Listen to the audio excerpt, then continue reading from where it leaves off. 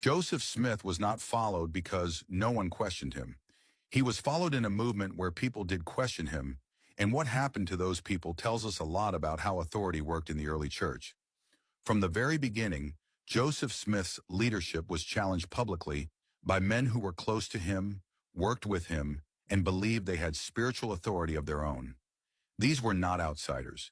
They were insiders. And their stories complicate the idea that early authority was always harmonious or uncontested.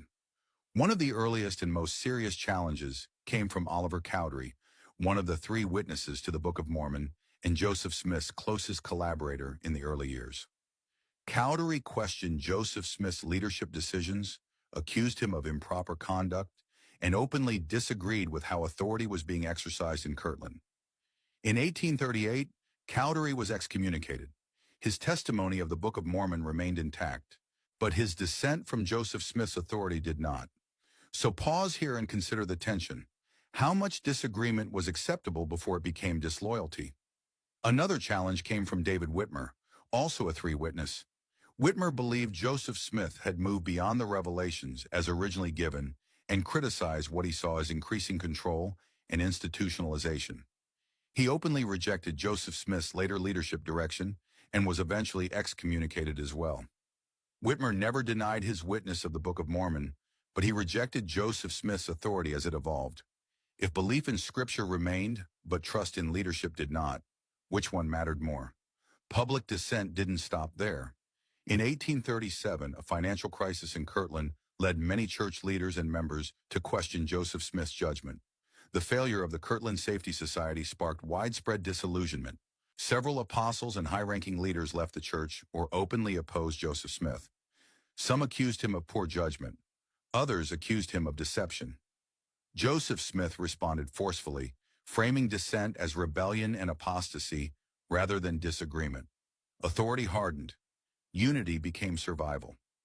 Perhaps the most revealing challenge came later in Nauvoo, when dissent became not just theological, but political.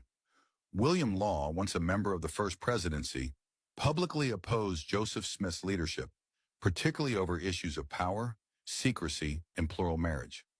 Law and others published the Nauvoo Expositor, accusing Joseph Smith of abusing authority. The city council, with Joseph Smith as mayor, ordered the press destroyed.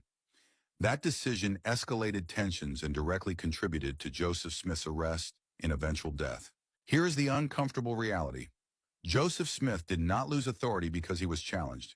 He lost his life because authority and dissent collided without a system to resolve it. These incidents force a difficult question. Early saints believed in continuing revelation, but how much room existed for disagreement with the person receiving it? When dissent came from ordinary members, it could be corrected or ignored. When it came from leaders, witnesses, or close associates, it often ended in separation or forceful removal. Was authority still relational, or had it already become something that had to be protected? None of this means Joseph Smith was uniquely authoritarian for his time. Frontier religious movements often collapsed under internal conflict. What makes this history matter is not that dissent existed, it's how it was resolved. Dissent was rarely answered with accommodation. It was answered with boundary drawing. Authority became clearer by excluding those who challenged it. This pattern matters because it shaped what came next. When Brigham Young inherited leadership, he inherited not only a church, but a lesson. Dissent threatened survival. Unity had to be enforced. Obedience had to be emphasized. The cost of internal fracture had already been demonstrated. So the question isn't whether Joseph Smith allowed dissent. He encountered it repeatedly. The question is, what happened when dissent refused to yield? Early church history shows that belief alone wasn't enough. Loyalty to leadership mattered. And when the two came into conflict, loyalty usually won. History doesn't demand condemnation, but it does demand honesty. Authority in the early church was tested, contested, and defended, sometimes at great cost.